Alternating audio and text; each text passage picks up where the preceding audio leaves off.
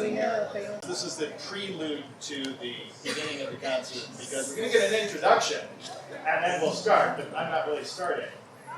Just so you're prepped, we do like to call this a sing-along.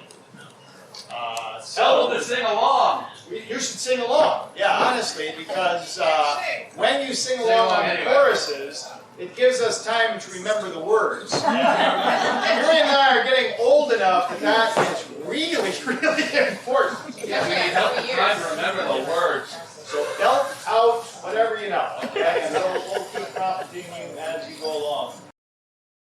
On the peak of Mount Parnassus, in the golden days of Greece, there dwelt a beast named Homer, whose heads tallied 3 times 3. Sing, recite, a dance, tell a tale of woe, it's the Bardic Hydra show.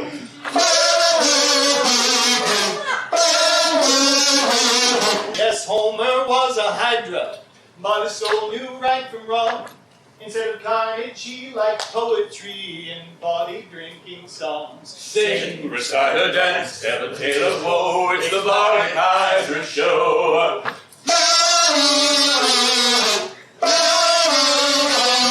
Nine muses taught that monster, Star-Lord and steam theatrics. Lyric star-lore, hymns and history, and bloody long epics. What we said. Sing, recite, a dance, tell a tale of woe, it's the Bardic Hydra show.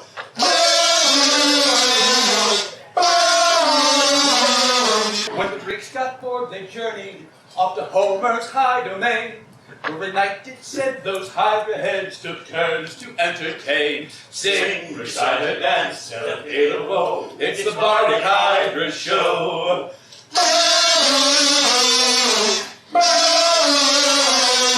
If you visit Mount Parnassus, no beast you'll find today, 'cause old Homer came down years ago and joined the SCA. Sing, recite, a dance, tell a tale of woe, it's the Bardic Hydra show. Sing, recite, a dance, Tell a tale of woe, it's the Bardic Hydra show.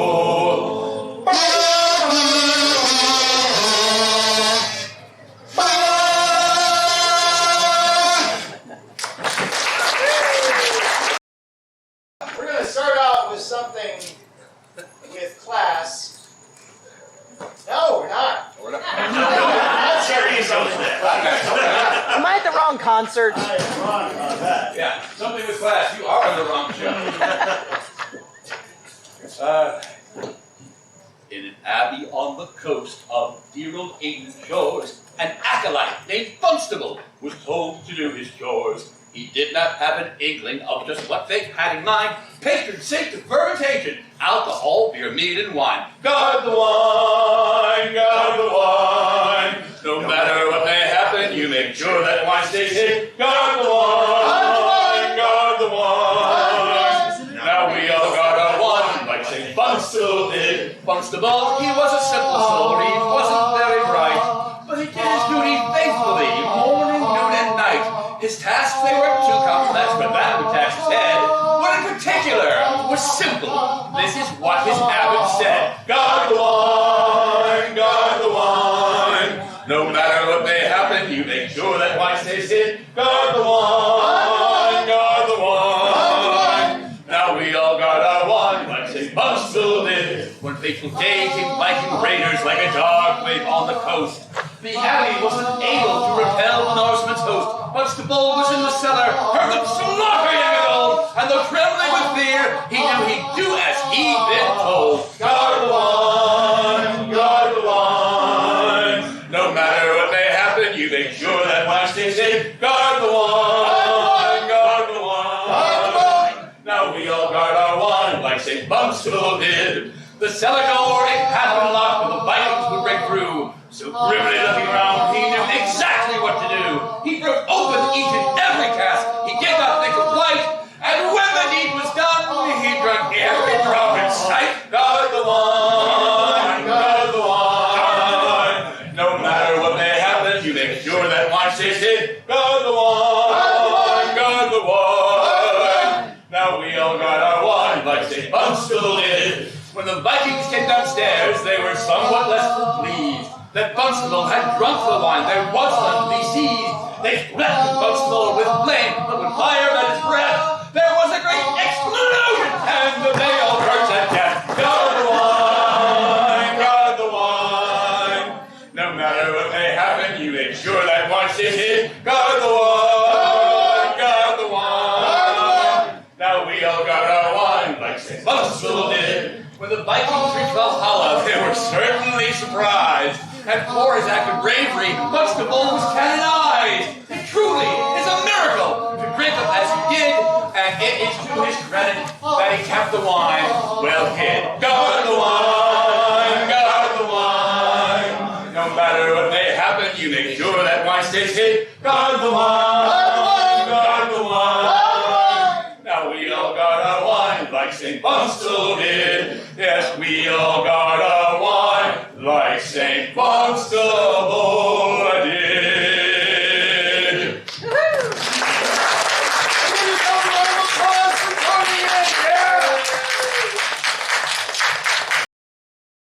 Now for philosophy. Now for philosophy. Feathered philosophy at that. This is what I think of spiritus. Yes. When I was but a fledgling, a great bird said to me, be a peacock or an eagle or a pelican if you please. The one is blessed with beauty, the second has the power, and the pelican is revered in every rookery and bower. But I was young and toothless, and cursed my fate and luck. I'll ne'er change my plumes, 'tis all for doom, for I am but a duck. And I said to myself, Self. What would you rather be? And I answered myself, Self. A peacock's life for thee. For if I were a peacock, an artisan would I be. Yes, at feathering nests I'd be the best with pomp and dignity. I could build and craft all day, put my talents on display. I might preen and crow, yet all would know what humble eggs I'd lay. But I lacked skill and luster, just a drake in drab mud stuck. I'll ne'er change my plumes, 'tis all for doom, for I am but a duck. And I said to myself, Self. What would you rather be? And I answered myself, Self. An eagle's life for thee. For if I were an eagle, a warrior would I be. Then perchance I'd win a crown, and all the days would bow to me. I'd don regal crest, and puff out my manly breast. In my eyrie yet gleefully look down on all the rest. But I was tame and timid, without grit or hero's pluck. I'll ne'er change my plumes, 'tis all for doom, for I am but a duck. Then I said to myself, Self. What would you rather be? And I answered myself, Self. A pelican's life for thee. For if I were a pelican, a magi would I be. All the wisdom of King Solomon would the flock expect of me. I'd serve sooth without a flinch, each dilemma be a cinch. Aristotle in a bottle would my brain be in a pinch. But my mind was quite muddled, my skull full of motley muck. I'll ne'er change my plumes, 'tis all foredoomed, for I am but a duck. So I asked the great bird, Bird. What's your secret, please? And he kindly answered, Duck. There is no secrecy. We're upon foul and borrowed feathers, comrades in quackery. Peerage glories transitory, souls that strive have constancy. Folks call us now great birds of art, warfare, and wise words, yet we're only spoon-billed dreamers in a web-foot wonder world. Work hard, actually be tenacious, yearning wings find wings of luck. Fate may change your plumes, 'tis not foredoomed, we all are only ducks. Fate may change your plumes, 'tis not foredoomed, for I am but a duck.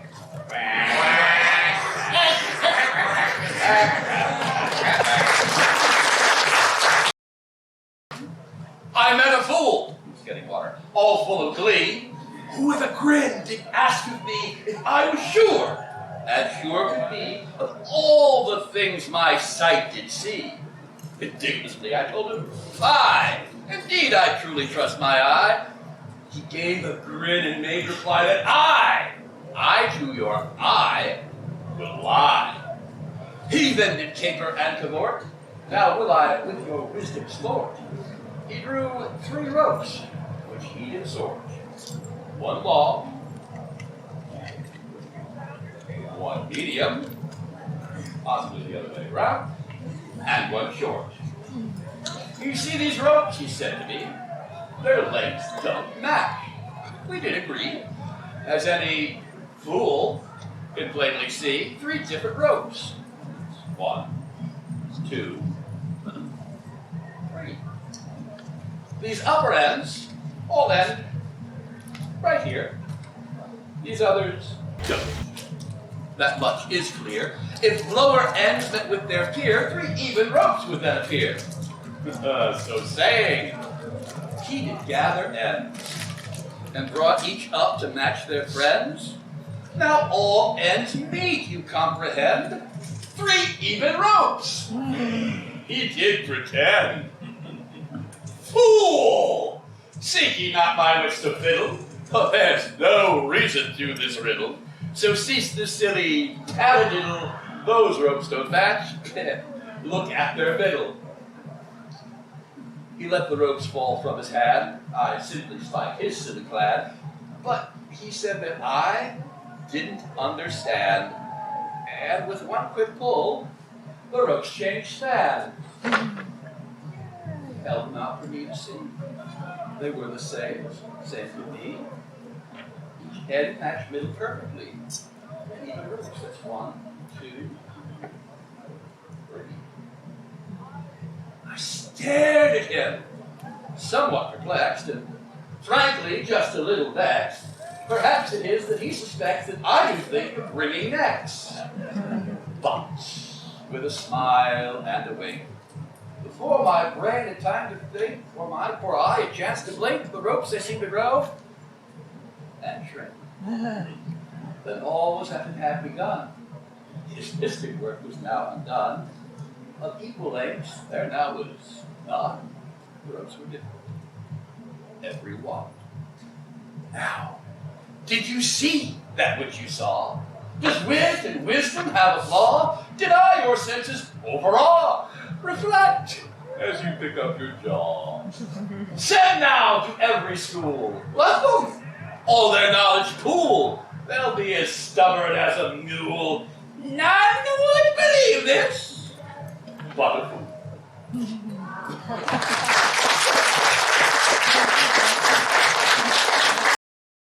If they think their numbers are going, I ain't risking it.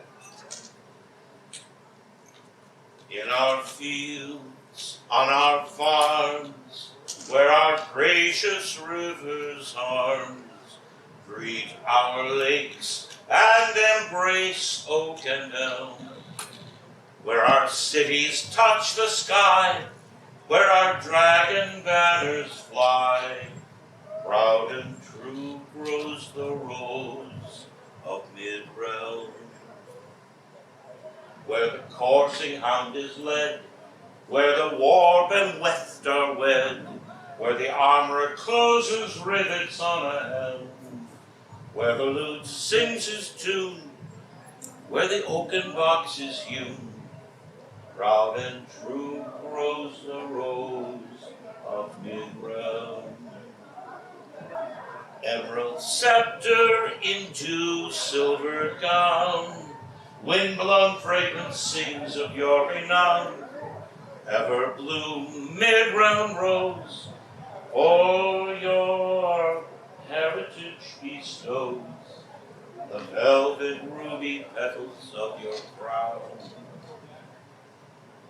When the dragon of our dreams weaves a tale from misty beams, when the hunger for our heart starts to whelm, call us home call us home, and no matter where we roam, we'll return to the roads of mid-realm.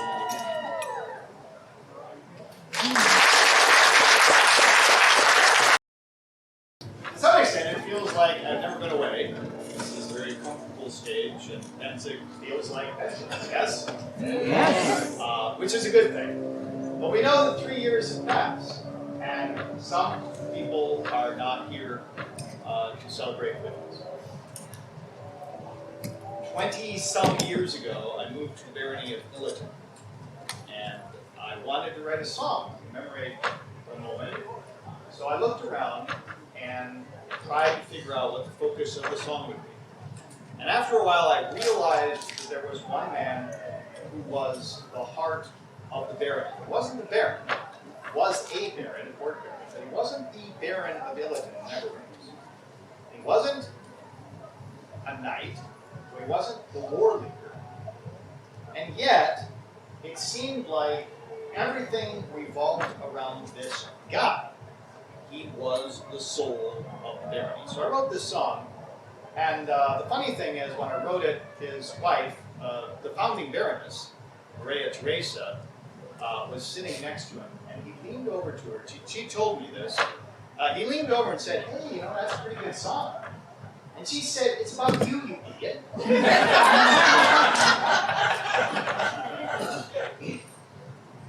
His name was Rocky.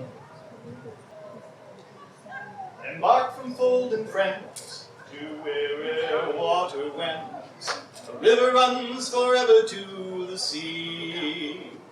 When up on the bluff, squat, solid tower and gruff, the homely rock of Illiton I see.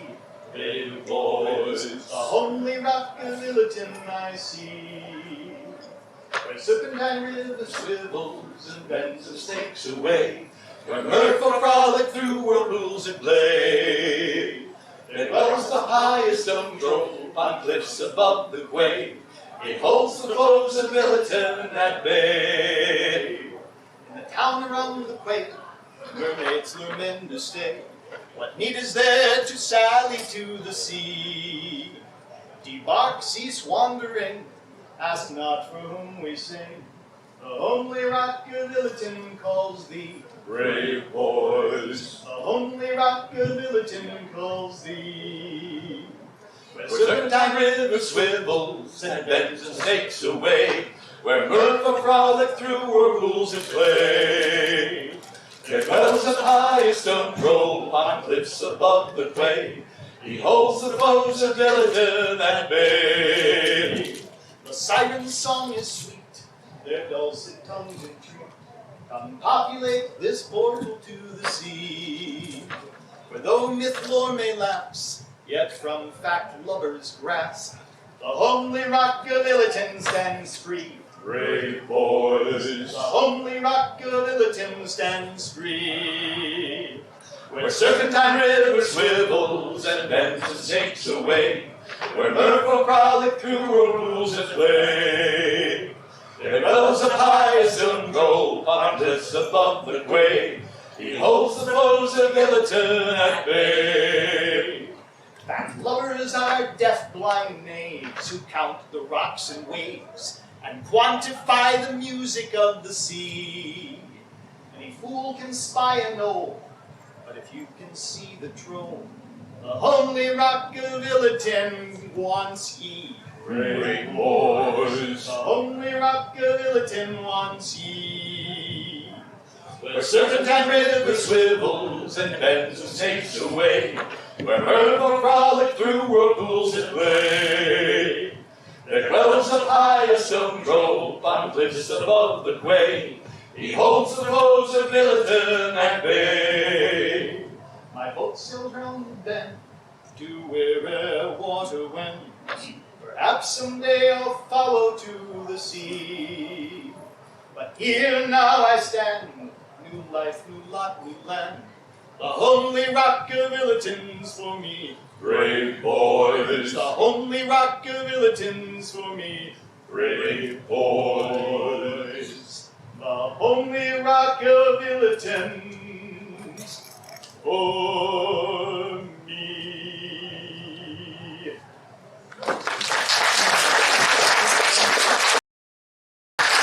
It still sounds like pious stone It's throw. not! Boys, lads. Can't take us anywhere. Pass them up, lead them up. Tell us a story. I'll tell you a story. Yeah. First, I want to know, have I got librarians here? You guys are like the best. No librarians? They're working on the card catalog. Excuse me. Is this the STA? Wow. My story in the set list says TBA, not because it's Theodore Bear instead, but because I really couldn't decide what to do. And then I remembered that there is an event that all you need to do on Thursday night is go like this. And you'll see, after dark. And so I wrote this story in honor of it. At the center of the universe is a dwelling that was, is, and ever shall be. And in that dwelling is all the wisdom of all the worlds in the universe.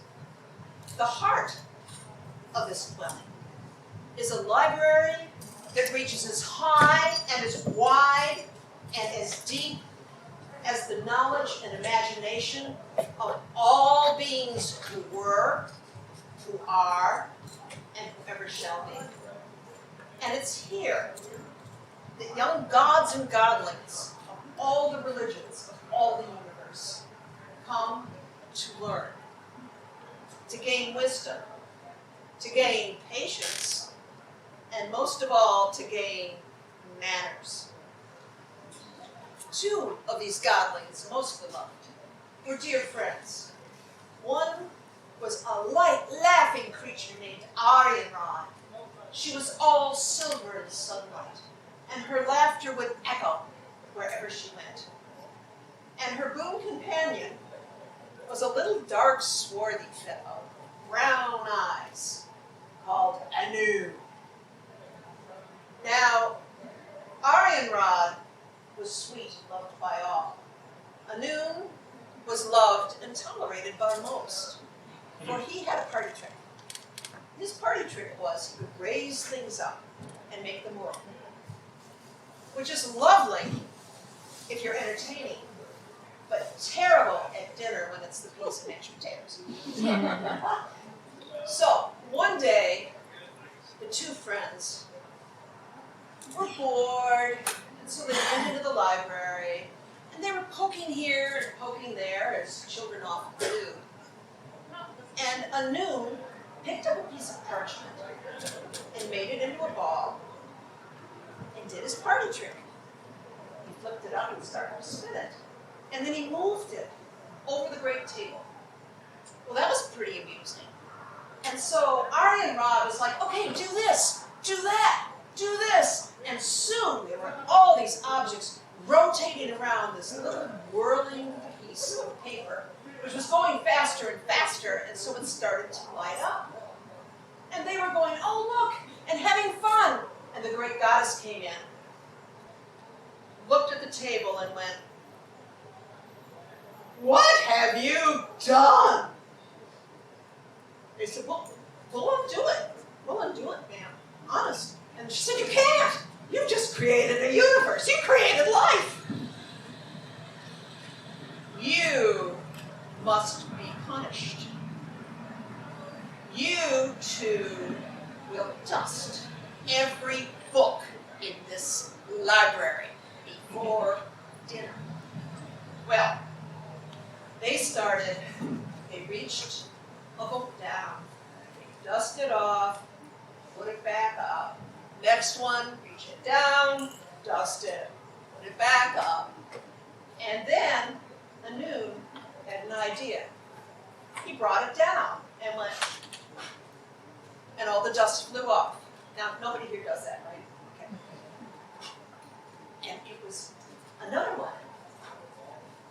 And then Arianrhod noticed if she went like this with the book, took it down and went towards their little world on the table, all these sparks would fly. And soon it became a game. They would reach a book down and sparks just shattered all over. And now that they are both grown, and she is in charge of light and he of darkness, they don't see each other too often, except those times of the year when light and dark change. And at those times, because of the fun they had, they meet in the library and they dust the books. And there's their little world. And every time that they go like this, the same thing happens. I want you to walk with me over to the battlefield. Thursday night, clear skies, you look up and see that marvelous meteor light show that happens every year. And when you see the lights race across the sky, you'll know that in the great dwelling that was, is, and ever shall be, in the great library, Arianrhod has pulled a book off of the shelf and gone. Thank you.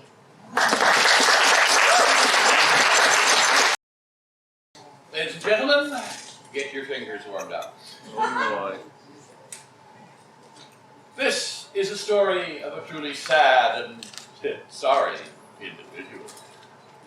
Some of you know what's coming. Please join in. I want the mouth of my sad tale of woe. Beneath a full moon, I go fur and a tail. This lunar link nest has me in distress, and at my misfortune I rail. Oh, oh, oh, Miguel Llywelyn, he is a Were-Llama, who's saddened each month by the feast he becomes. For it is no treat to trade hands for feet. You can't play cast and nets without thumbs. I saw a strange sight beneath full moon's light. A lone llama wandered wherever it chose. I tried to give chase, but it spat in my face, and then it beat me on my nose. Ow, ow, ow. Miguel Llywelyn, he is a Were-Llama, who's saddened each month by the beast he becomes. For it is no treat to trade hands for feet. You can't play cast and nets without thumbs. Deep pain was colossus in my poor proboscis. I quickly fed sickly my body with my weight it did double my diets and travel. I started to eat grass and hum, hum, hum, hum. Miguel Llywelyn, he is a Were-Llama, who's saddened each month by the beast he becomes. For it is no treat to trade hands for feet. You can't play cast and nets without thumbs. My mind was so blurry with worry and fairy, my memory so mixed up a mozzie morass. I woke scared to death with the worst morning breath and a mouthful of partly chewed grass. Yak! Yak! Bleh! Miguel Llywelyn, he is a Were-Llama, who's saddened each month by the beast he becomes. For it is no treat to trade hands for feet. You can't play cast and nets without thumbs. So now I get fleas which itch and I sneeze, much to my unease. I'm allergic to wool. My teeth I do gnash, 'cause I'm covered in rash, and dandruff flakes foul and frightful. Oh, I itch! Miguel Llywelyn, he is a Were-Llama, who's saddened each month by the beast he becomes. For it is no treat to trade hands for feet. You can't play cast and nets without thumbs. So do not be girt with a shaggy hair shirt. Steer clear of queer quadrupeds in the moonlight. Leave llamas like me where lycanthropy, or else you will share in my plight. Remember, Miguel Llywelyn, he is a Were-Llama, who's saddened each month by the beast he becomes. For it is no treat to trade hands for feet. You can't play cast and nets without thumbs. One more time! Miguel Llywelyn, he is a Were-Llama, who's saddened each month by the beast he becomes. For it is no treat to trade hands for feet. You can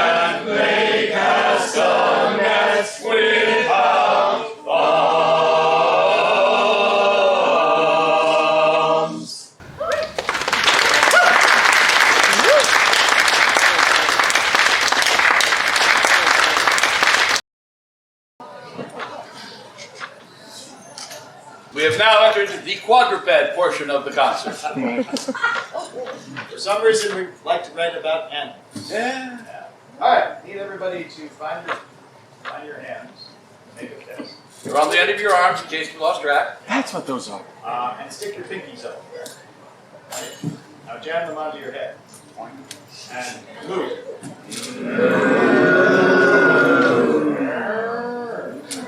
You'll see your part when you come.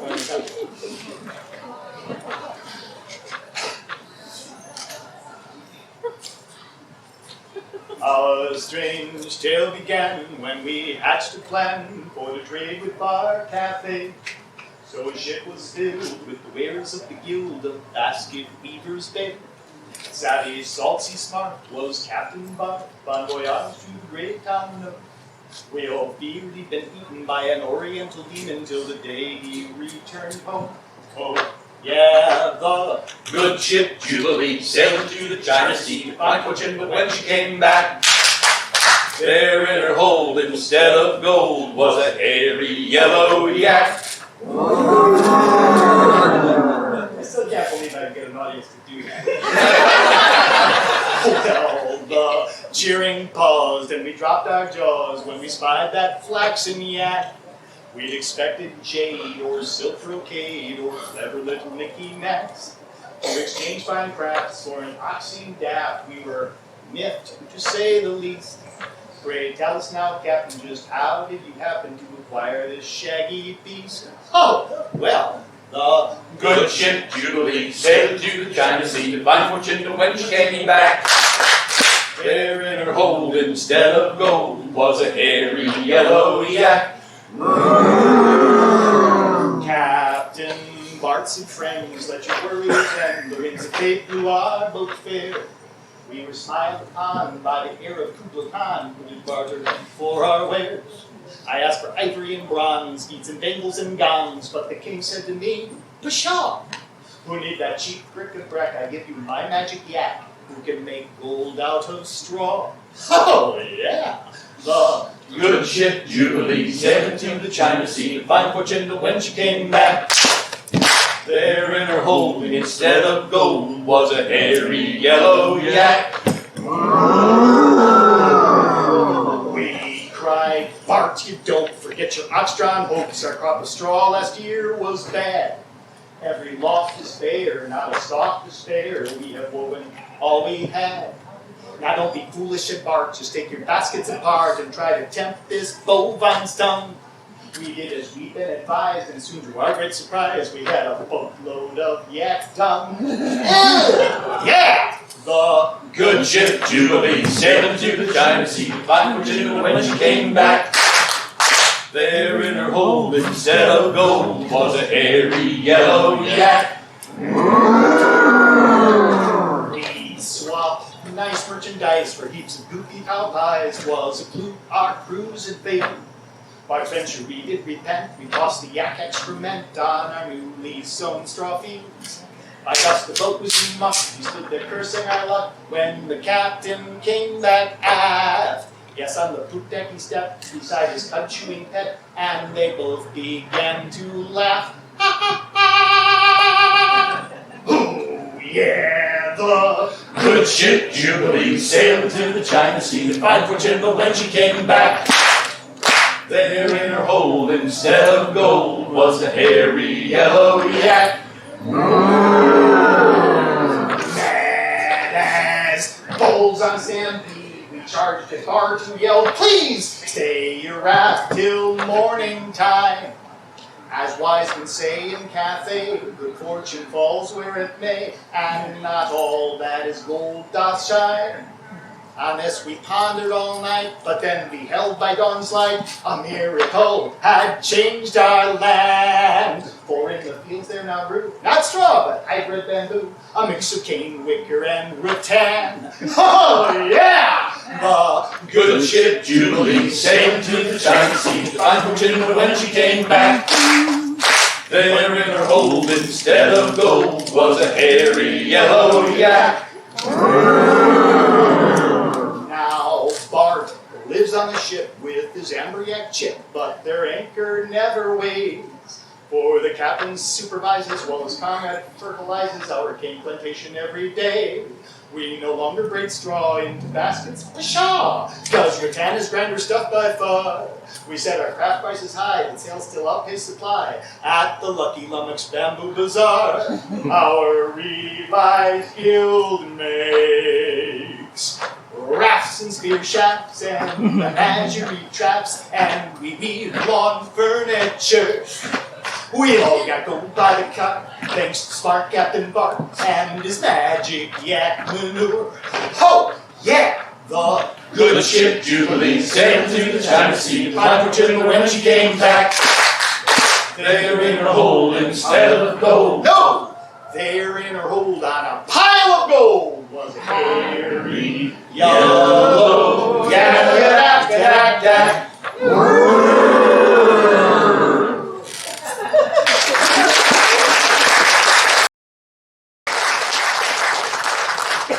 Well, one blow of gold deserves another. So we will stick with our bovine theme. For I shall tell you of one of the most fearsome and terrifying of creatures known to man. I am referring, of course, to cows. But not just any cows. No. These polar cows. Out upon the frozen tundra, where the ice and snow allow, there lives a lonely creature. It's the Arctic polar cow. Some have bought its beard and it thick, for it's seldom told of now. But I'm here to give you warning of the perilous polar cow. It's got icicles for udders, a white coat as soft as silk. There's snowshoes on its hooves, and it does produce ice milk.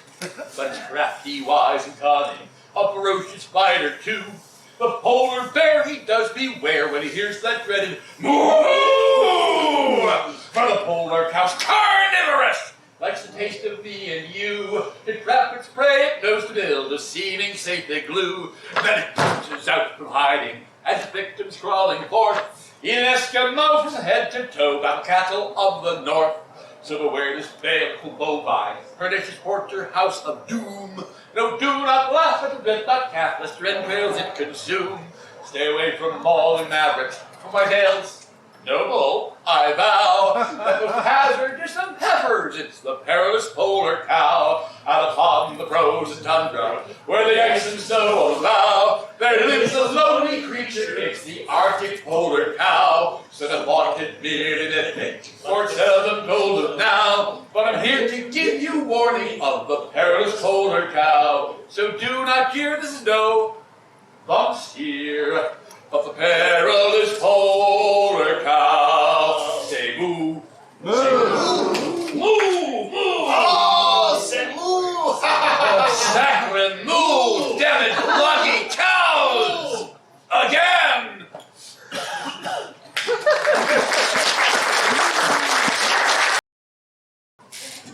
Changing gears a lot. A Pennsic story. Through all the years of Pennsic war, we've seen many a queer thing. From painful plagues to human croquet, to cattle that must have had wings. But perhaps the strange tales I know of doings in Pennsic war is the story of the first and only Pennsic Emperor, Sir Galen Lionel Ostwesley, a knight valiant and true, had not the faintest inkling of what fate would have him do.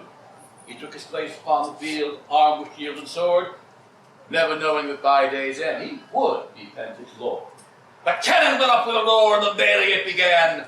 Slashing sword and thrusting spear put paid to many a man.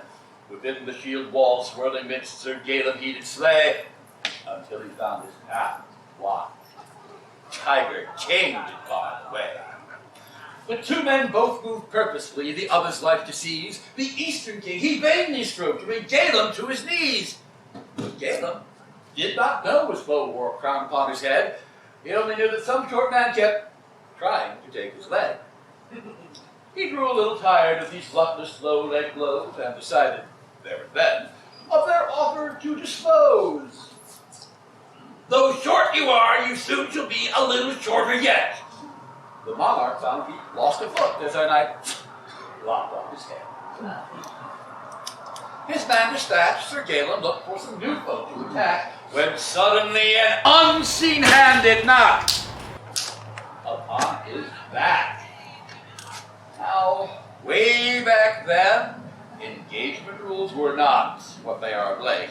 If you began to turn, a sword would fly and seal your fate. So grimly raising up his sword, he threw. As he turned round, he could find no foe but mid-realm king, his guard completely down. The sword already on its way could not be called back home, and to the dragon's crown it flew, dropping Llywelyn like a stone. Sir Llywelyn went upon his way, though, sorry for his king, and that day's end Duke Andrew said he'd done the damnedest thing. All hail Tiger and Dragon's Bane, both of whom you slew. There's no one left to run this war, and so it's up to you. You did not seek an emperor's throne, nor to rule a land so wide, and yet this day, though unaware, you've done dual regicide. Sir Llywelyn, you grew rather pale as though suffering an attack. I do not want this crown, he said, and quickly gave it back. To those who think of empires vast, think of our valiant knight. Though he did win imperial throne, he quickly saw the light. For if you kill all kings you meet, you might run out of luck. You could be crowned imperial, and then with the job, be stuck.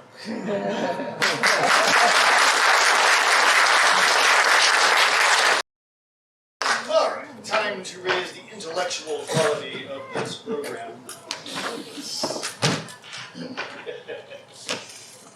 Is intellectual quality? Shh. This is art. Art who? Shh.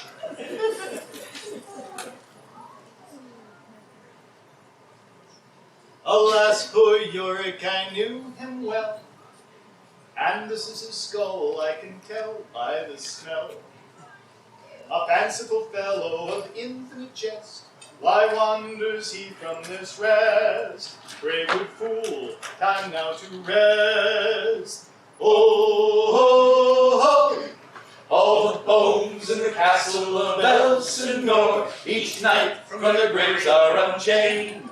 And it's my job to fetch them back every morn. 'Tis I, Hamlet the Dane, woof, Hamlet the Great Dane. Bow, row, row. Gertrude, the queen mommy, takes long moonlight treks with the rotten remains of ex-Claudius Rex. And they whisper of mousetraps and funeral costs, all the secrets of state they discuss, with their skeletal kin Fortinbras. Oh, oh, oh, All the bones in the castle of Elsinore, each night from their graves are unchained. And it's my job to fetch them back every morn. 'Tis I, Hamlet the Dane, woof, Hamlet the Great Dane. Bow, row, row. Take sad Ophelia, that love-crazy chick. Last night she went swimming and lost her coccyx. She said, Father, please buy a new tailbone for me, but Polonius balked at the fee. Neither borrower nor lender be. Oh, ho, ho. All the bones in the castle of Elsinore, each night from their graves are unchained. And it's my job to fetch them back every morn. 'Tis I, Hamlet the Dane, woof, Hamlet the Great Dane. Bow, row, row. Now some nobles' bones have decayed over time. Guildenstern and Rosencrantz are missing their spines. And the Arties, it seems, served as some critter's meal. All that's left of him's only a heel. Yes, Laertes is just a heel. Oh, ho, ho. All the bones in the castle of Elsinore each night from their graves are unchained. And it's my job to fetch them back every morn. 'Tis I, Hamlet the Dane. Woof! Hamlet the Great Dane. Bow, wow, wow. From sunset to sunrise, the bones have a ball, but honest Horatio sits in the hall. And he pats on my head, and he says, Hamlet, stay. Sweet prince must rest while they play, then the dog will have his day. Oh, ho, ho! All the bones in the castle of Elsinore each night from their graves are unchained. And it's my job to fetch them back every morn. 'Tis I, Hamlet the Dane. Woof! Hamlet the Great Dane. Oh, they can't make their minds up, you see, for to be or not to be. Ow!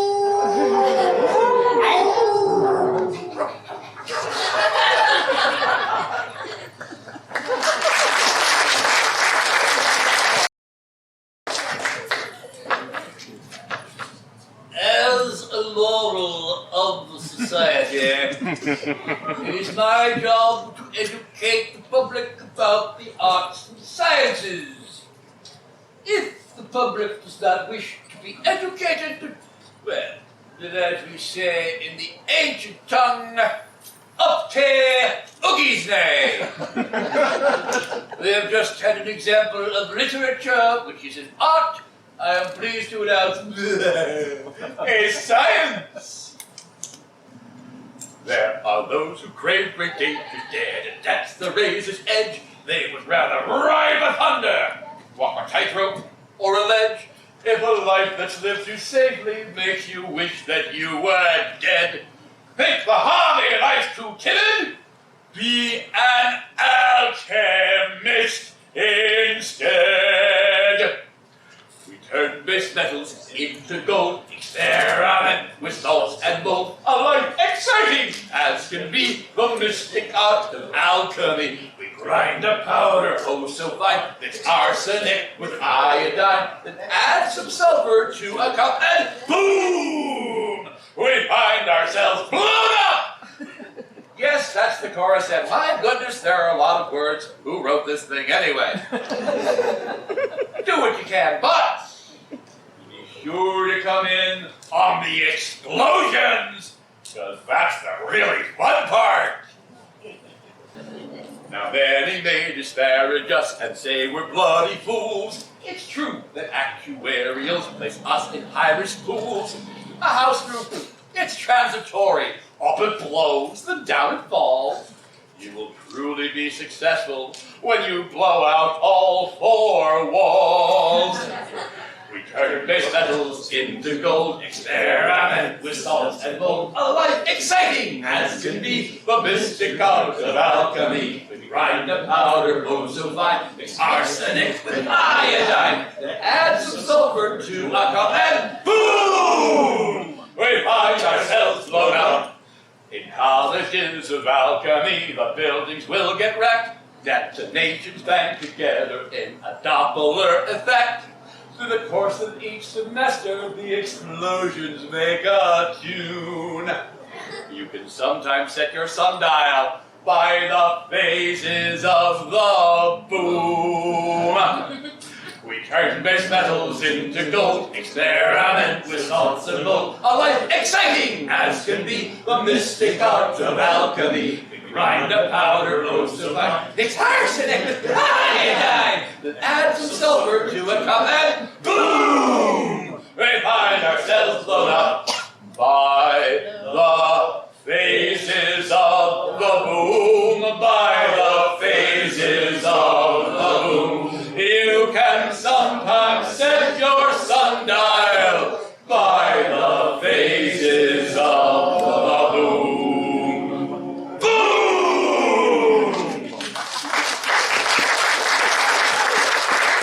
Your kingdom art and scientists Minister requests that you not attempt to create too many explosions at your own house. Go to a friend's house. This is written to a well-known tune, and I would like you to sing along. Be careful on the refrain. There is a line that is changed, and I don't want you to get tripped up. Also, it's going to begin and end with whistling. I'm going to drink water and make sure that I can whistle. But I know that I'm in a little bit. And it is sometimes true that on stage, in front of all you good people, I sometimes fail to achieve a whistle. And I'm man enough to admit it. So, I would like you to help me whistle if you can.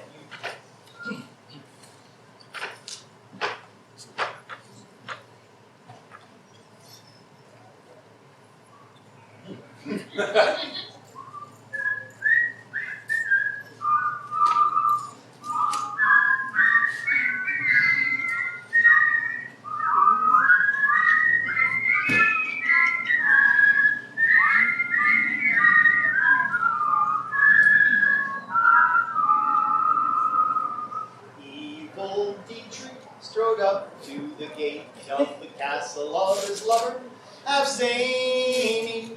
He whistled and he sang till the murky moat rang, and he won the heart of a lady. Ah-dee-doo, ah-dee-doo, da-day. Ah-dee-doo, ah-dee-day. He whistled and he sang till the murky moat rang, and he won the heart of a lady. Archers were posted along the castle walls, and a note was nailed to the gate.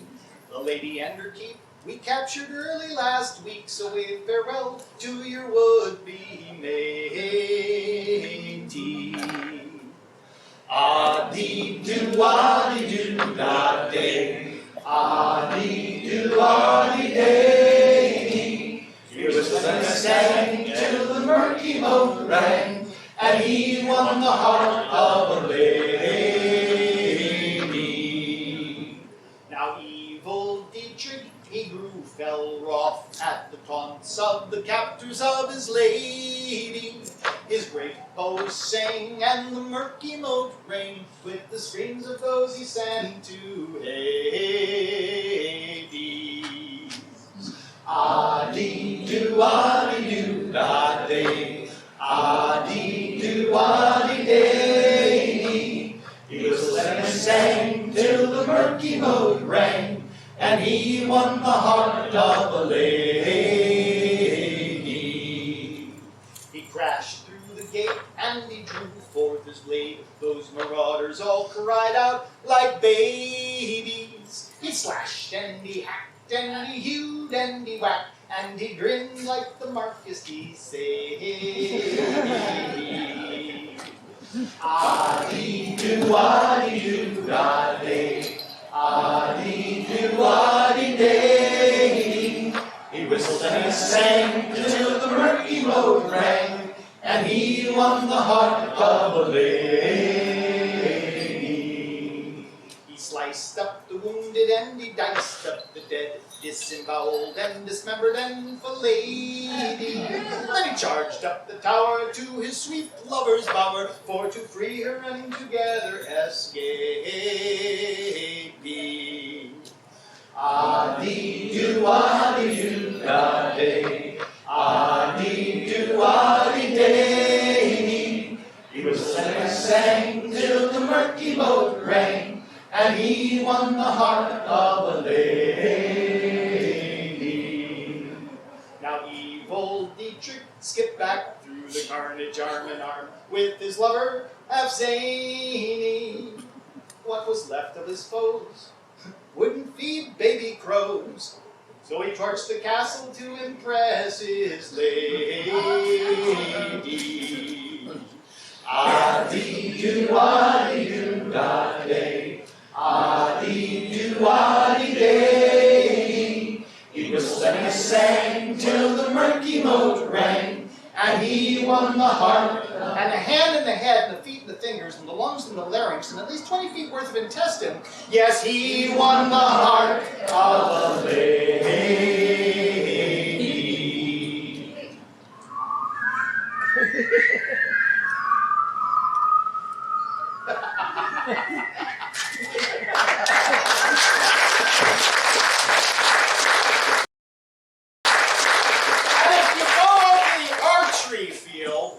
Way out there. Say hi to the Kingdom Archery Marshal, evil Dietrich von Hump. Who actually is scowling back and center as we speak. Yes. Hi, Dietrich. If you ever wonder where a bard gets his ideas, there you go. There you go. Oh, you're welcome, Dietrich. Follow your visit. Oh, now I've got Dietrich in my I'm sorry. What's the tune of this song?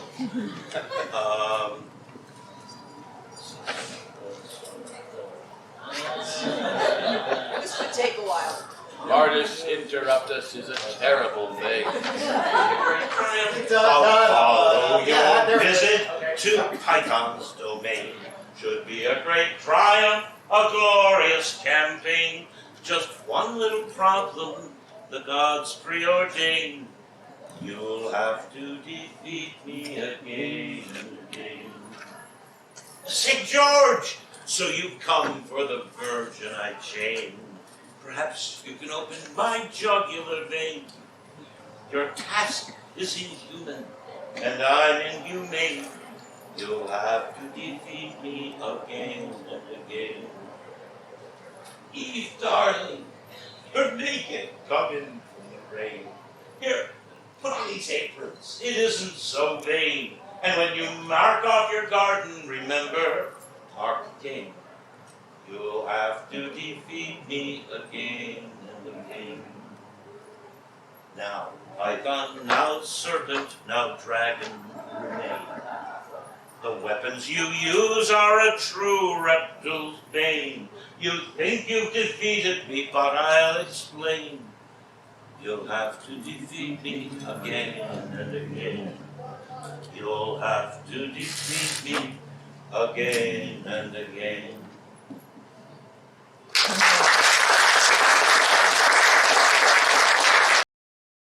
You may have noticed something missing from this stage. Dahrien. Oh no, where's Dahrien? Oh, Dahrien! Well, he's going to come back. It'll be all right. However, at a Bardic Madness a few years ago, I did one of his songs as a challenge. It's a tender ballad. It's very gentle. It's so very Dahrien. And so tonight, I'm going to do it again, and I'm going to borrow this cute little boy to sing it to.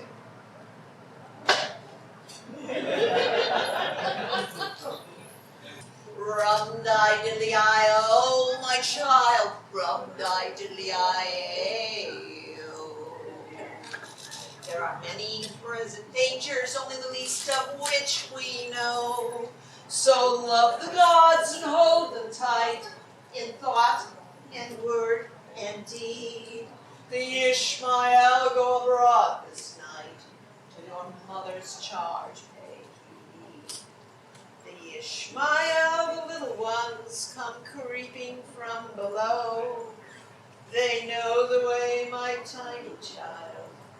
Do not doubt that this is so. They'll find your bed and wait for dark, hungering for your dreams. They'll bear you to their secret park, amidst their silent screams.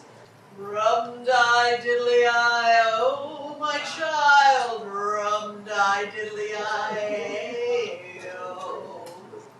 There are many ancient dangers, only the least of which we know. So love the gods and hold them tight, in thought and word and deed. The Ishmael go abroad this night, to your mother's charge pay heed. Rum-di-diddly-I, oh, my child, rum-di-diddly-I, are many present dangers, whichever path you choose. Eternal souls are only things that are truly ours to lose. Fear lightless fires that foster dark, Freezing as they burn, the Ishmael, the little ones, for human lives they yearn.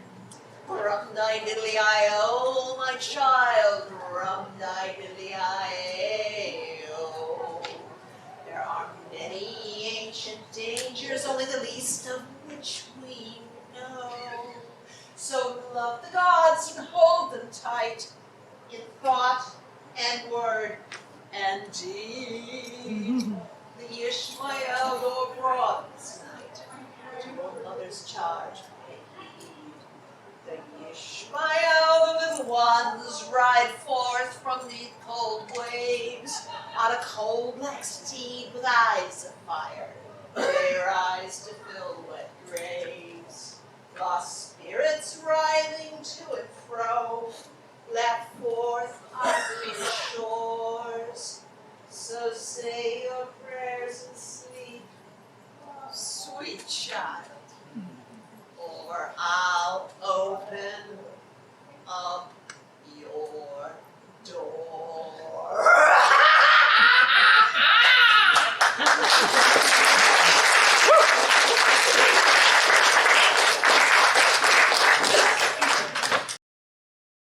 I was born in a backcountry crop, a simple farmer's son. I tilled the land my fathers had before. I thought this was my lot in life until the horsemen came and drowned my world in blood and death and gore. They slaughtered young, they slaughtered old, while searching for some prize. A bauble full of power they declaimed. They said our lands were enemies, and so they killed my kin. Until then I'd not known my kingdom's name. Though no comet blazed on high, tracing fire across the sky, though no portents glowed in heaven, never cried. In a far part of the farm, a raider tried to do me harm. I swung my hoe, and so a foeman died. With doubt and dread all driving me, I madly ran for home. Of the ruin of my life, my loves, my land.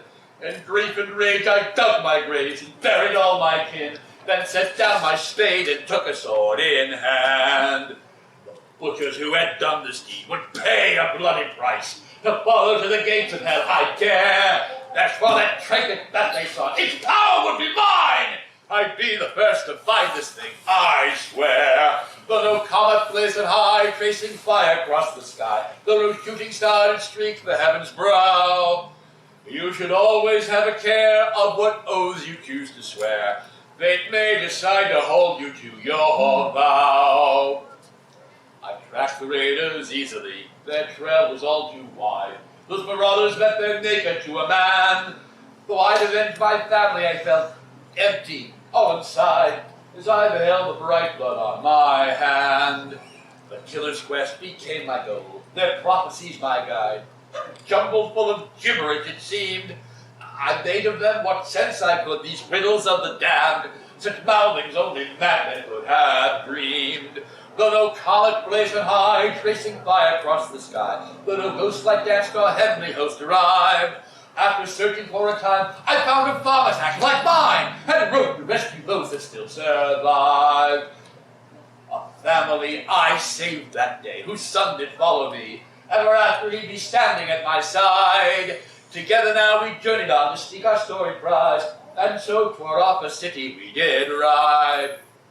We found a hamlet under siege, more minions of our foe, and as the town defenders took their stand, we fell upon the enemy, together cut them down, and when we left, 2 townsmen joined our band. Though no comet blazed on high, tracing fire across the sky, though no angels came from heaven in white gowns, where we fought the raiders' threat, we were joined by those we met, while rescuing their families and towns. My quest had now become twofold, to seek a fabled find, and to defend my people and my lands. As more men came to swell my ranks, attacks grew more intense, and harder pressed were those at my command. Assaults became more frequent, while directed at my troop. Such is the price of glory and of fame. Each fight grew ever harder than the one that came before. It seemed my enemy now knew my name. Though no comet blazed on high, tracing fire across the sky, though no trumpet note from heaven did resound, while his forces looked for me, I would strike where I should be, and talk the fight to him on his home ground.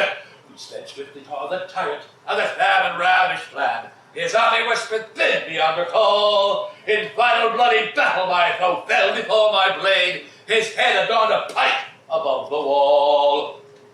We opened fattened granaries to frighten starving folk.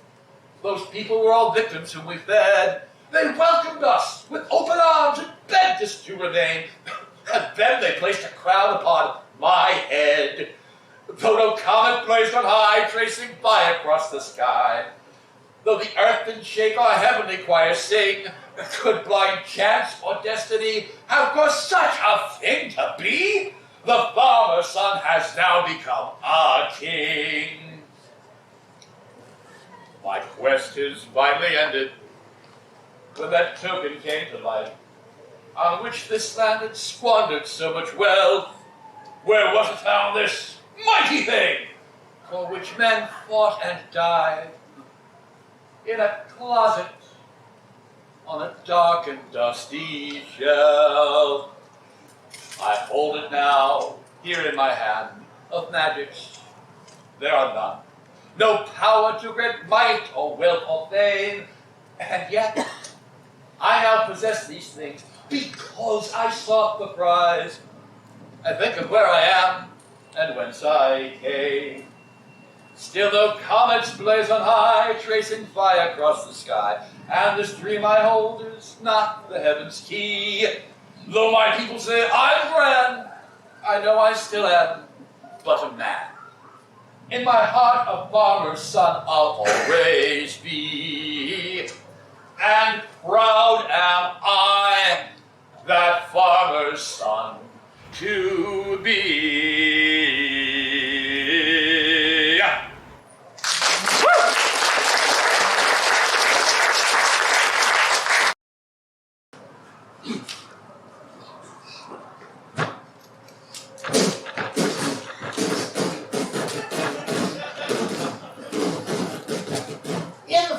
Of Sherwood, in the Nottingham neighborhood, lived an outlaw who was good, by the name of Righteous Robin Hood. Robin Hood, righteous Robin Hood, Robin Hood, righteous Robin Hood. While the king was out of town, bad Prince Johnny stole the crown, taxed the people because he could, didn't count on hero with Robin Hood. Robin Hood, hero with Robin Hood, Robin Hood, hero with Robin Hood. Robin raised a rebel force, a giant, a monk, a bard, of course, to fight for the right and live in the wood, with merry band leader Robin Hood. Robin Hood, band leader Robin Hood, Robin Hood, band leader Robin Hood. The sheriff tried to end Robin's tale of an archery match, but that plot failed, and Arian said, be it understood, no one captures Green Ninja Robin Hood. Robin Hood, Green Ninja Robin Hood, Robin Hood, Green Ninja Robin Hood. And Merriam-Webster, outlaw true, the king returned, Prince John was booed, our story ends just like it should. Everybody, high-fiving Robin Hood! Robin Hood, high-fiving Robin Hood, Robin Hood, high-fiving Robin Hood. In the forest of Sherwood, in the Nottingham neighborhood, lived an outlaw who was good, by the name of Righteous Robin Hood, righteous Robin Hood, righteous Robin Hood,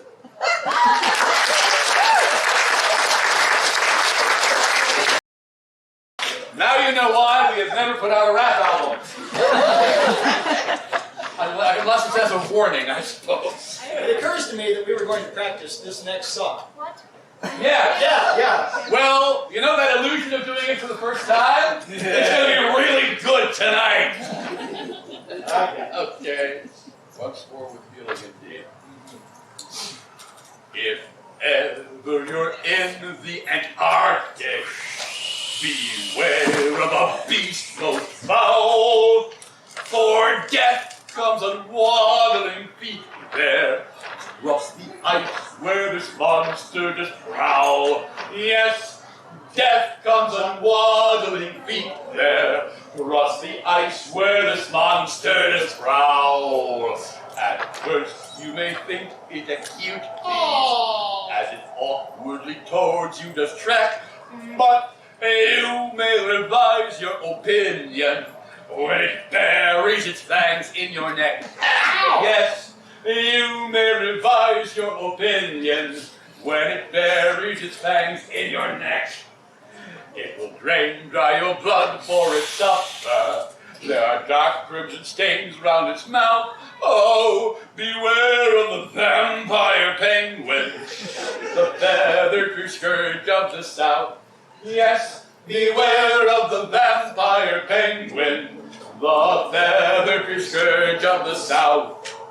This foul fiend is always quite surly, as it strikes with a squawk and a shriek. Oh, this gruesome bird always is grumpy. 4 fangs don't fit well in a beak. Yes, this gruesome bird always is grumpy. 4 fangs don't fit well in a beak. Stay far from the flock while they're hunting. Don't be fooled by their cunning disguise. No, those aren't nuns there before you. Tales of Antarctic convents are lies. No, those aren't nuns there before you. Tales of Antarctic convents are lies. So heed well these words of my warning. Steer clear of this dapper dressed beast, and don't drop your guard for a moment, or the vampire penguin will feast. No, don't drop your guard for a moment, or the vampire penguin will feast.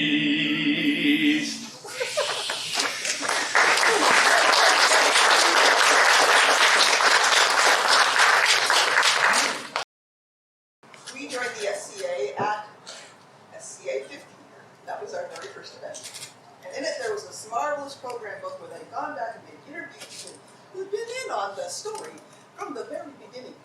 One of them was Larissa Griffin. I read that story and I thought, doggone, there's got to be a song in there somewhere. In Caida the Yore, before Pennsic war, Balnator tried to win a crown tourney. His battle arms stiffened for Larissa Griffin, for her he fought all cavalierly. His choice of Larissa had been by some dismissed, for the young girl was but 10 years old. And when Sir Balin won, there was naught to be done, but soon crown the wee lass with the gold. Don't push a princess. No, never, it's not very wise. Don't push a princess, no matter her age or her size. Fast forward to Pennsic, where it rained, not that we complain. And when all the skies finally parted, our princess took up with a skip and a hop to the merchant she narrowly darted. Down Merchanters Lane marched a duke we won't name, and his entourage shouting, "Make way for the duke, make way!" Our poor girl got shoved and plopped down in the mud to trudge home to her camp disarray. Don't push a princess. No, never, it's not very wise. Don't push a princess, no matter her age or her size. Just look at your dress and your hair, what a mess, cried the princess's hopes in a boil. Then their child recounted what tantamount amounted to treasonous treatment of royalty. We've no time to waste. Draw a bath, make haste, dress her up in her gown, cloak, and jewels. There, my sweet pet, go don your coronet. We're hanging this fool by the rules. Don't push a princess. No, never, it's not very wise. Don't push a princess, no matter her age or her size.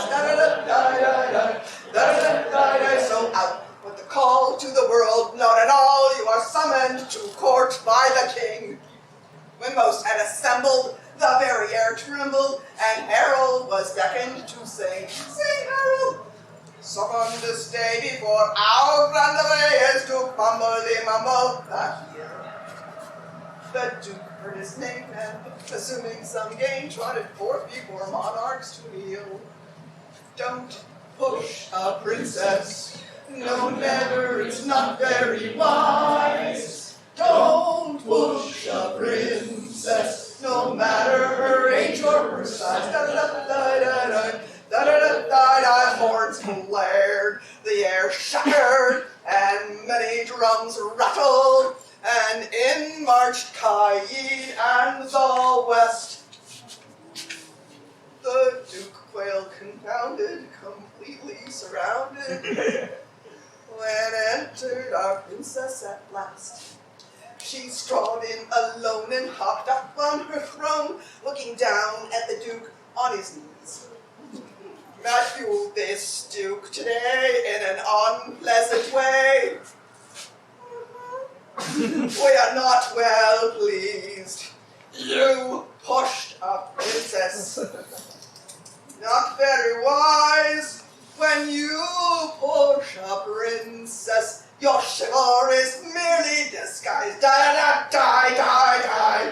Da-da-da-die-die. But the Duke fluttered and in defense uttered the words that would seal his fate.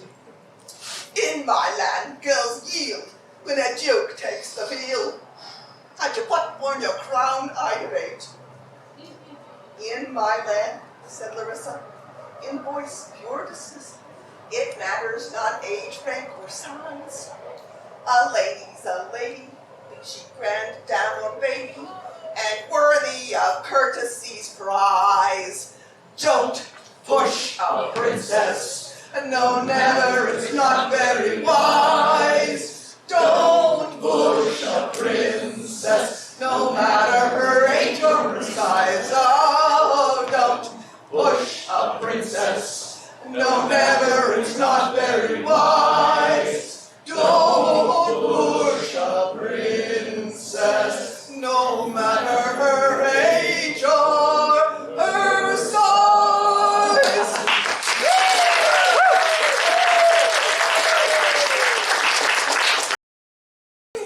That's your cue. That's my cue. That's your cue. It is my cue. It's my cue. It is your cue. The cue is yours. The cue that is yours has been given. Have a cue. Have a cue? You have a cue? R. That's the next letter. All right. I have written more than one song. I promise you I've written more than one song. This one, however, ends up now being the one that everybody wants to hear. Well, it's such a good song. Okay. I think they'll forgive us. We are going to repeat a song that happened in the previous concert. But it's a good song. But that was hours ago. It was, too. Yes.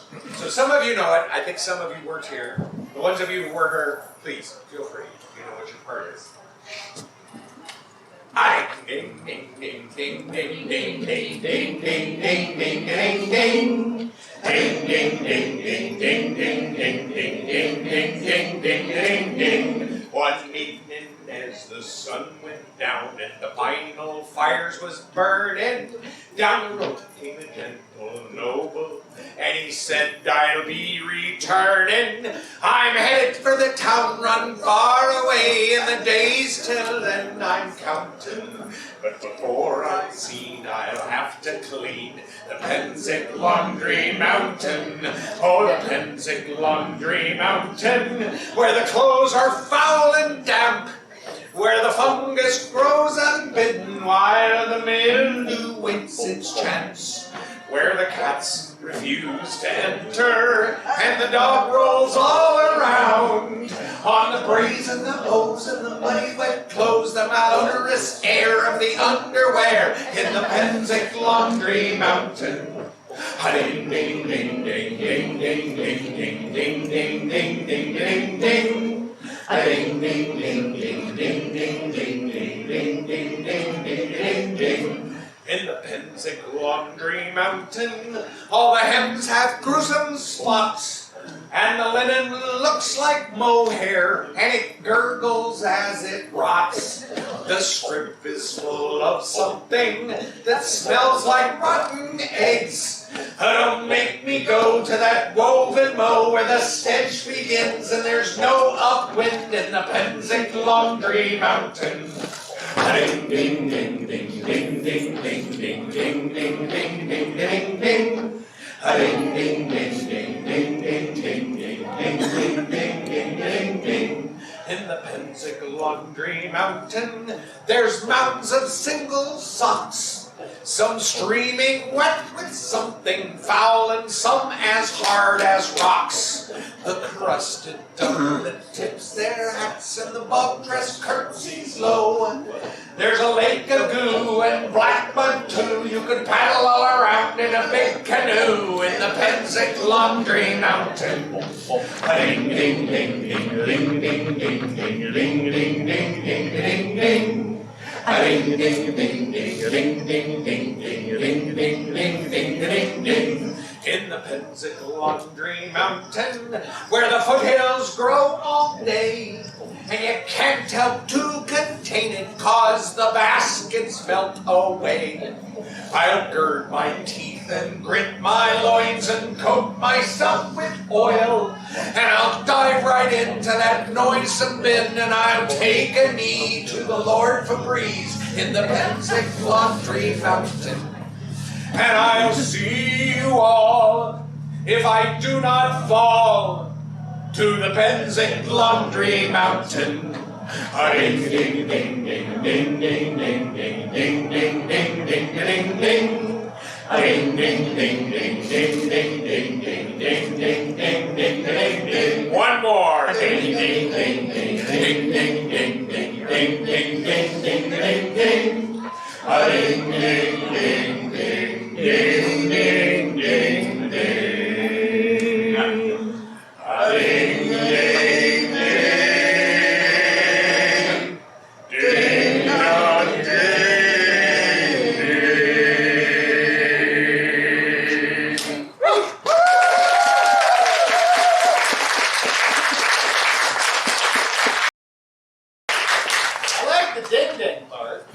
And as a result, John's new name, which he coined himself, is of course Master Ding Ding.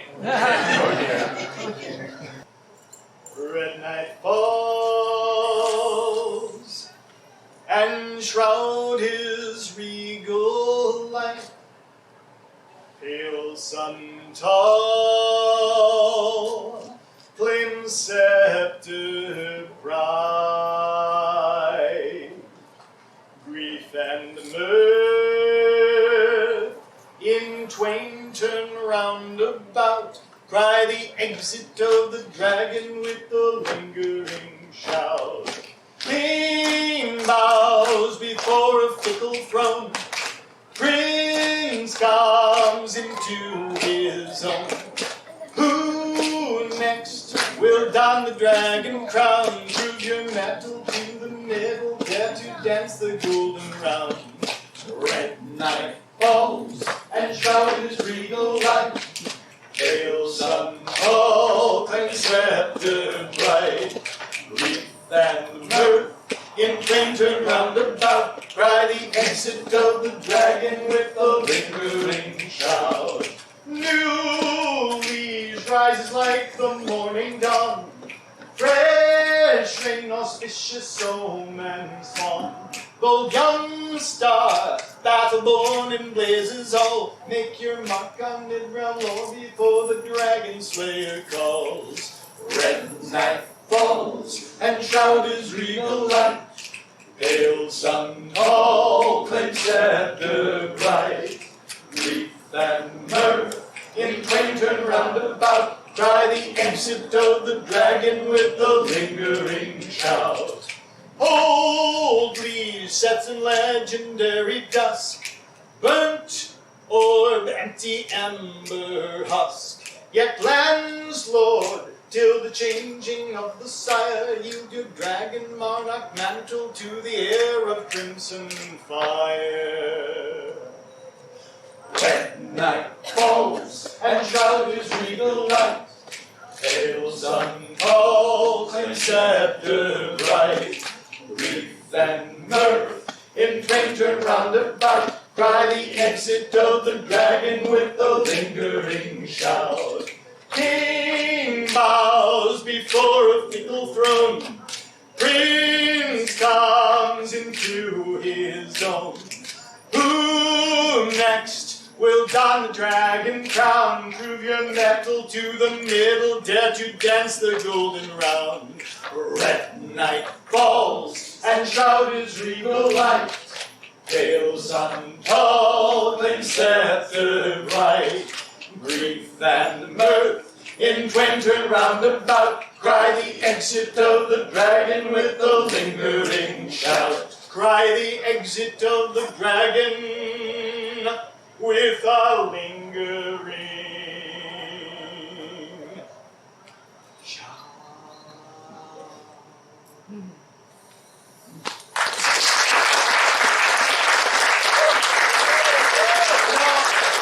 I spent 2.5 years singing in little rooms, staring at a camera, and now I have a stage.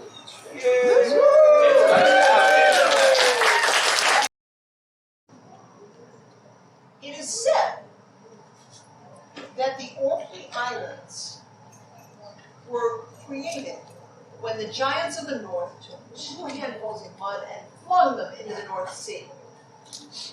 And the people of the north, who were fleeing those very giants, saw the mud floating there and said, well, as well here is another place. And so they settled. And they were a stark race, a staunch race, a humorless race, but brave and loyal. None more brave and loyal than their young boy king Lot of Orkney, who went south to become liege man to the great Duke Uther Pendragon. Now one day, after a particularly juicy battle, Uther and Lot were sitting at dinner, and Lot said to him, "My lord, bare is the back of a man that has no son. I have no wife to bear me a son. My lord, can you help me with this matter?" And Uther, who'd been in his cups, looked around and said, "Well, my wife's youngest sister, Morgause, she's of an age, she's reached 14, 15 summers, I don't know. Take her." And then he saw the look on Grain's face. And slept in the kennels for a week, but that's another story. So, the bands were bred. Morgause and Lot were joined. And the next day, they started in procession to the Orkney Islands. Now, Lot had gotten a talking to by Grain before he left. And so that night, he cast a silken pavilion for his little bride, with cushions and sweetmeats and a pitcher of treacle. And he looked about as he strode in, and he says, "Wife? Where are you, wife?" And all he heard was a little sniffling from the corner, and there was a stack of fabric, which turned out to be a cloak. And in the middle of the cloak, all he could see were 2 big eyes with 2 big tears rolling down his face. And he looked down, and he looked at the pillows, then he looked at the 2 big eyes again, and did what any guy would do, just walked out. Well, the next night, he spread on the pillows jewels and ornaments and a crown. And he walked in, and he saw her in the corner, and he said, "Little Morgause, look, I have for you the jewels and the crowns that all the queens of the Orkneys have worn since the first one walked off the first Viking boat. Please, come out. Please, come, try them on and touch them. And he looked in the corner, and there were the two big eyes and the tears running down her face. And he sighed, rolled up on a cushion in the corner, and went to sleep. Well, he didn't know what to do. He could not arrive at the Orkneys and step off the boat with a little rabbit by his side instead of a queen. And he knew he should be strong. He knew he should force his hand. He knew he should be the man and the master. But she tugged at his heartstrings. And he couldn't. He couldn't do anything but try and win her. And so he did what any red-blooded fighting man would do. He consulted his lieutenants. And they said to him, well, women, they love to hear tales of battles. Yeah. First they go, oh, and then they go, ooh. And then they fall asleep. Well, he thought it was worth a try. And so he went back in, and he drew his sword and said, Morgause, let me tell you of the time that I defeated the giant.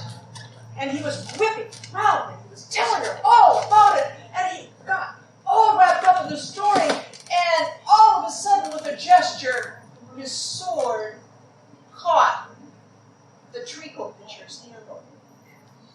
And he lost his balance and crashed into the plate of sweetmeats. And found himself sitting there with candied violets in his beard and treacle dripping down his ears. Well, he knew he was undone. And then from the corner he heard it. A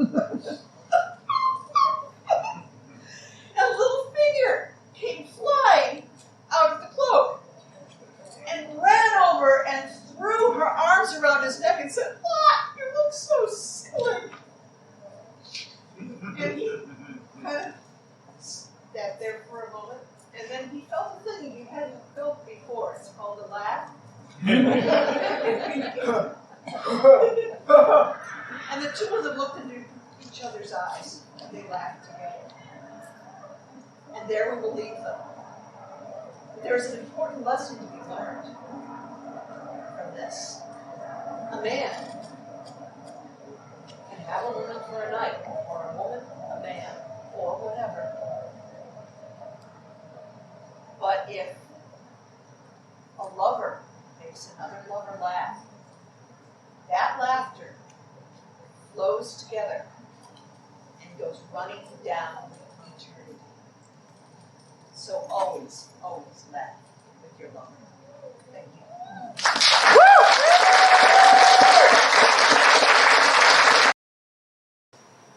At the duct tape jamboree, oh, it's a shopper's paradise. You can buy a kit or just make it at a special Scadian price. At the Under Armour factory outlet duct tape jamboree, there are duct tape pallets 12 foot high and miles of PVC. There's Under Armour under a circus big top tent. If your favorite knight's dressed not quite right, there's prefab scratch and dents. There's Under Armour haute couture in the style of Genghis Khan. You strike a horde with any dark cord, from the moment you put it on. Now Elizabethan's fine, but if in duct tape garb you're clad, one roughs enough, perhaps a cup, to start a Lisbon fad. At the duct tape jamboree, oh, it's a shopper's paradise. You can buy a kit or just make it at a special Scadian price. For the Laurel who's got everything but wants that Were-Llama, there's a truckload sale on makeup kits to put those bruises on. There's a tank truck of patchouli that will cure your fighter funk. There's a Band-Aids by the trunkful, and all jock straps are pre-shrunk. There's camo underwear for things no one will ever see. Or if you go commando, then the gold bond powder's free. At the daycare center at 9 a.m. Just drop off your papoose. After duct tape origami class, stop by and cut them loose. At the duct tape jamboree, oh, it's a shopper's paradise. You can buy a kit or just make it at a special stadium price. From also-rans to pelicans to feed that service drive. Just load up on quick energy. 6 hours for the price of 5. There's moving vans with leathermans and zip ties by the bale. And helmets made of freon tanks, 'cause cooler heads prevail. Yo-yo-lay, yo-yo-lay, yo-yo-lay, tee-hee. Yo-yo-lay, yo-yo-lay. Duct tape jamboree. So, bring the kiddies, bring the spouse, bring your grandmama, where all the fun is 2 for 1. A stadium Shangri-La. Step up and get your kit remade. From head to toe you'll be a modern evil guy or gal at the Under Armour factory outlet duct tape jamboree.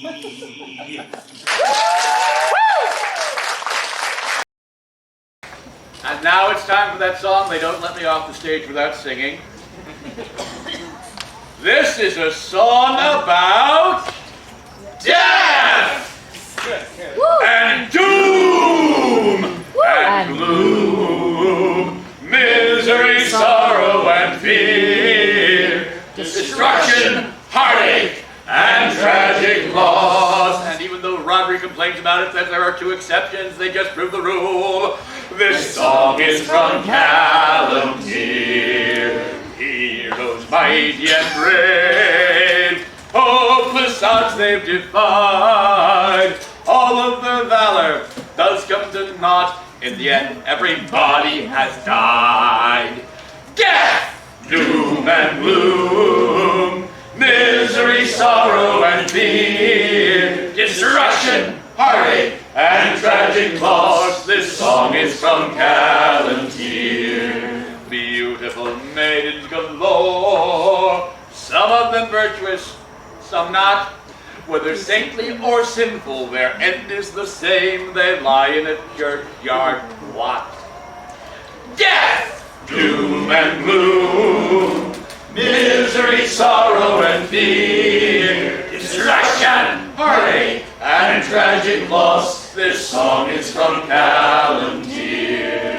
No matter the spears on the hill, or how hard the shield wall strives, the Saxons lose Hastings again and again, and nobody ever survives. Death, doom and gloom, misery, sorrow, and fear, destruction, heartache, and tragic loss. This song is from Calumnir. Both betrayer and the betrayed, both the evil and the good, whether moral or immos or more, all of them now are kaput. Death, doom and gloom, misery, sorrow, and fear, destruction, heartache, and tragic loss. This song is from Calumnir. Everyone slit their own wrist, or fall down upon their own blade. Nobody lives, nobody loves, and nobody ever gets death, doom and gloom, misery, sorrow, and fear, destruction, heartache, and tragic loss. This song is from Calumnir.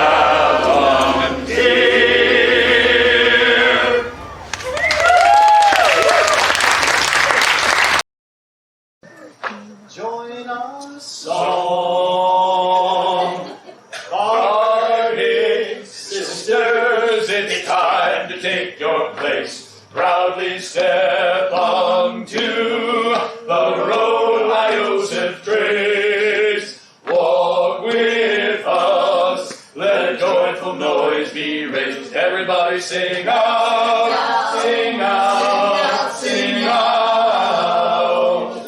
Join our song, Bardic brothers. It's time to take your place. Proudly step onto the road elves have traced. Walk with us, let a joyful noise be raised. Everybody sing out, sing out, sing out. Nay, the bards who before us have journeyed. Sing out, sing out. The milestones are marked with the names of the worthy. Sing out, sing out. Iosef of Locksley and Frederick of Holland. Sing out, sing out. Sylvia and Dorigen from Wolf and Morgana. Sing out, sing out. Baldwin of Erebor and Charles of Dublin. Sing out, sing out. Yea, the nauseating Cantwr and John Apwin. Sing out, sing out. Willow and Yellow and Robin and Brendan. Sing out, sing out. Hector and Drixos and Eric and Hiram. Sing out, sing out. Jahan, Karaya, Gavar, Emil and Owen. Sing out, sing out. Ella, the Two Knives and Michael Moran. Sing out, sing out, sing out. Join our song, Bardic children. It's time to take your place. Proudly step onto the road elves have traced. Walk with us, let joyful noise be raised. Everybody sing out, sing out, sing out. There are those who think we're all just a little bit wild. Sing out, sing out. And Bardic is a red-haired bastard stepchild. Sing out, sing out. So when we recite the sagas and we retell the stories, sing out, sing out. And we sing the songs of woe and the romance and glory, sing out, sing out, sing out. Join our song, everybody. It's time to take your place. Proudly step onto the road elves have traced. Walk with us, let a joyful noise be raised. Everybody sing out.